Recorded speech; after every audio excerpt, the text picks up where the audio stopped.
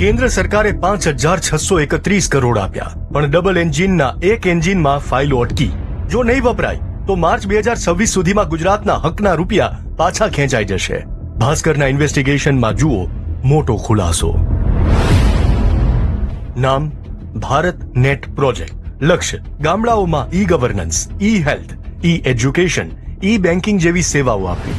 ગુજરાતમાં આનું ફેઝ 1 અને 2 નું કામ થઈ ચૂક્યું છે અને ફેઝ 3 માટે જ્યારે કેન્દ્રએ તિજોરી ખોલી ત્યારે જ રાજ્યના સાયન્સ એન્ડ ટેકનોલોજી વિભાગમાં ખટપટ શરૂ થઈ ગઈ. કેન્દ્ર સરકારની આ ગ્રાન્ટમાંથી કુલ 3 ટેન્ડર બહાર પાડવામાં આવ્યા હતા, જેમાં કેબલ નાખવાના સૌથી મોટા ટેન્ડરમાં ટેકનિકલ અને પ્રેઝન્ટેશન પૂરું થઈ ગયું હતું, જેના અંતે ઇઝરાયેલની રિબિન કંપની L1 આવી હતી. પરંતુ ભ્રષ્ટાચારના આરોપની એક નનામી અરજી મળતા વર્ક ઓર્ડર નથી અપાયો. જ્યારે રાઉટર નાખવા માટેના બીજા ટેન્ડરમાં 13 કંપનીઓએ રસ દાખવ્યો અને ટેન્ડર ખુલવાની પ્રક્રિયા અંતિમ તબક્કામાં જ અટકી પડી છે. ત્રીજા ટેન્ડર એટલે કે ભારત નેટના પ્રોજેક્ટમાં ફાઇબર નેટવર્ક બિછાવવા તેમજ ડેટા સેન્ટર ઊભું કરવાના કામમાં 7 કંપનીઓએ ટેન્ડર ભર્યા, પણ આરંભે જ અધૂરું હોય તેમ પ્રાઇઝ ઓપન થવાનું જ બાકી છે. ત્રણેય ટેન્ડરોને 3 જગ્યાએથી મંજૂરી મળી છે, તો પછી અટક્યું છે ક્યાં?